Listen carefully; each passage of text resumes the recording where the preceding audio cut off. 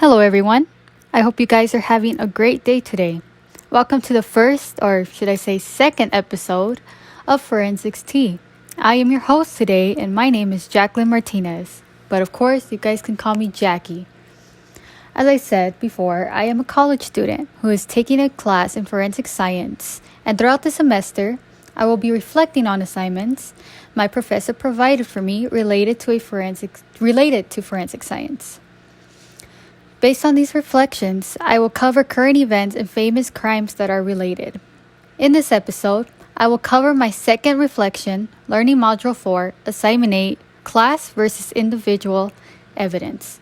And I will reflect on what these terms mean and how I applied these terms my professor provided for me to recognize real-world evidence.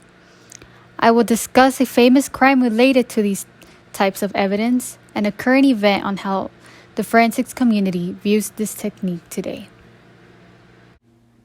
On to the first part of this episode, I will go over my reflection. I will go over Learning Module 4, Assignment 8, Class versus Individual Evidence. So in this assignment, we looked up two main types of evidence, class and individual evidence. We ended up comparing and contrasting these terms. In order for me to create a Venn diagram, to find these differences and similarities, I needed to know what the terms individual and class evidence meant. I will first go over individual evidence. As I credit the one and only Google, because I'm really bad at explaining, it seems it is evidence that is specifically identifies an individual, or it pins down to one specific subject in the case. Examples of individual evidence include fingerprints, DNA, fibers, and etc. As for class evidence, it is evidence that is linked to a group of individuals. It narrows down to a group of people.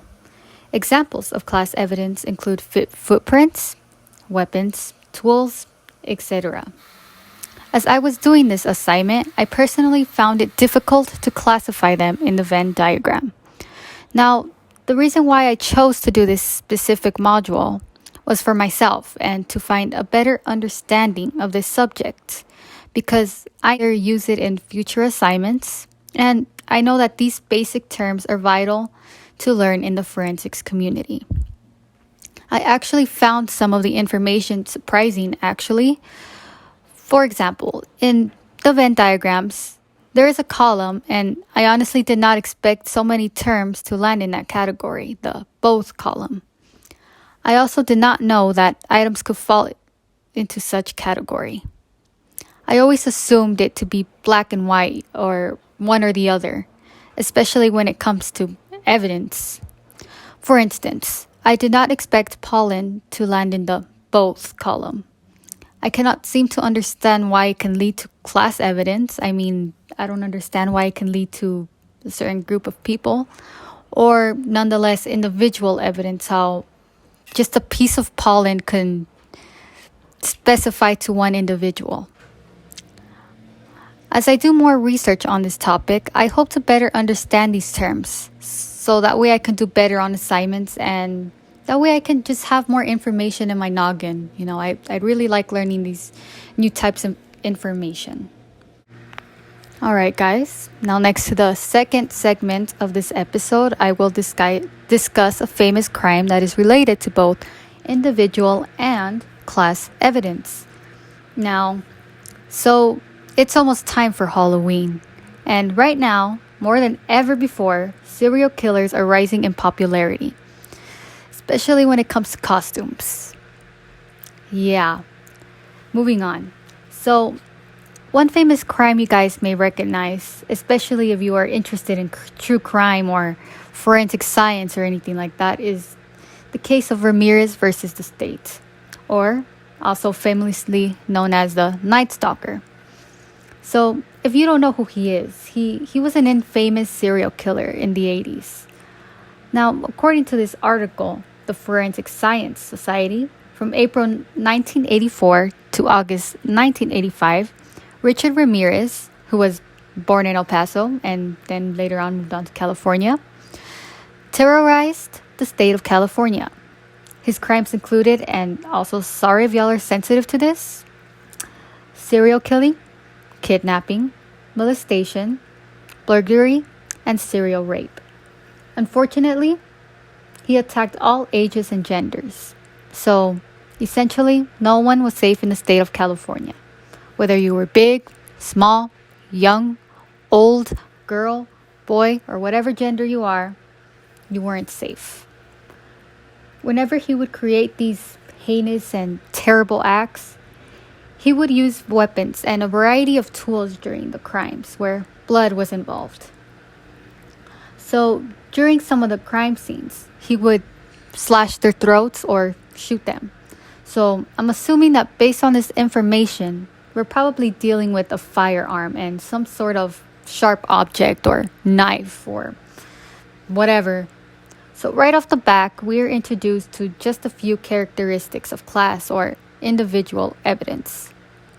So, based on the reflection I talked about earlier, blood is considered both individual and class evidence. So we can identify an individual based on their blood, but only to an extent, which I actually found interesting. I would only assume that it's class, but I guess not. Now, moving on to firearms and weapons, they are considered class evidence, which means that they can only specify only down to a group of people. An example of this would be his first crime that is recorded, which was a murder of a 79-year-old woman way back in 1984. The woman was found dead in her bed with multiple stab wounds. This is just one example of the many crimes he committed, where there is proof that he used these resources.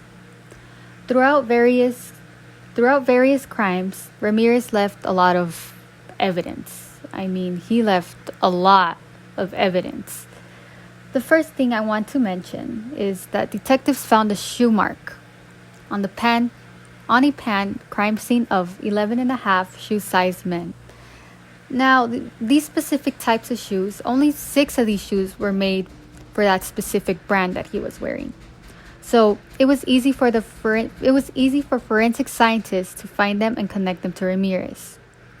This would also be classified as class evidence because you can only identify a certain group of people based on these shoes, of which only 6 shoes were made. Fortunately, 5 of these shoes were shipped to Arizona. Yeah. So this would kind of turn into individual evidence, I believe, because it would lead to one specific individual in the state of California since, only one pair of those shoes were sent to California. So you can specify who it is, really. So we have that piece of evidence. That's an example of one. But we're going to go on to the biggest piece of evidence. The evidence that caught Ramirez. The biggest piece of evidence that we can actually prove that it was him terrorizing the state of California. A fingerprint, which is the reason why Ramirez was found as the Night Stalker. So the intelligent guy he is, he ended up stealing a car and ended up abandoning it. He didn't even try to hide it. He just abandoned it. So, the police found the car and obtained a fingerprint from the rear view mirror. Just a little something in the side. If you're gonna, commit a crime, it's common sense to wear some gloves. That way, your fingerprints aren't found. But you know what? Moving on. The fingerprint ended up being a perfect match for Ramirez. So since this guy has been charged with other crimes in the past, like burglary or other stuff, a picture of him immediately pops up based on the fingerprint in the police station, in their system. And because of his fingerprints, this is classified as individual evidence. So it right away connected to a specific individual to the crime.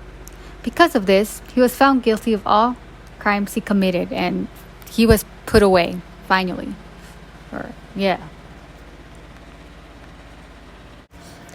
Now, on to the third segment of this podcast. I will be discussing a current crime, but I wanted to do something kind of a little different. Now, I was searching the web. On to the next third. Speaking of fingerprints, I recently found this article on Fox News. Yes, yes, I still watch the news, where they want Texas students taking DNA and fingerprint kits home to identify them in a case of any sort of emergency. Now, I also read that back in 2006 they did this, which I honestly didn't know, which is pretty crazy. I mean, it's finally time that they renew it because new students come in every year. The Texas public school students from kindergarten through 8th grade will be sent home with children identification kits. Now, this will take the DNA from the children and they will store their fingerprints. Because of how unfortunate and dangerous this world can be, this is something parents can use to feel safe. So school districts decided to send these kits for extra precautions. Now, it is voluntary, and the main reason why the law wants you to do this is in case of another shooting at the school. Yes, this is literally the main reason why they want to bring in these kits. Which, there's a lot of current events happening with this, at least every year. This is something that is continuous and that, unfortunately will continue to happen. So, in case there is a shooting, police will be able to identify any students or children that may be harmed in the crime. It is also intended for other reasons, for parents or guardians to potentially help find missing or trafficked children. As I mentioned before, fingerprints are considered individual evidence because they're able to prove something in the crime that is connected to a specific individual. We are able to prove a fact because of this. So, this is something. Yeah. In conclusion, based on all the research I did, I know I gained better understanding of class and individual evidence. I was able to connect these terms to real world problems and see how useful and important it is to be able to identify them whenever a crime happens. Now, thank you for clicking and listening to me talk about forensic science. I personally find it really interesting, and I hope you guys did too. Thank you and have a great day.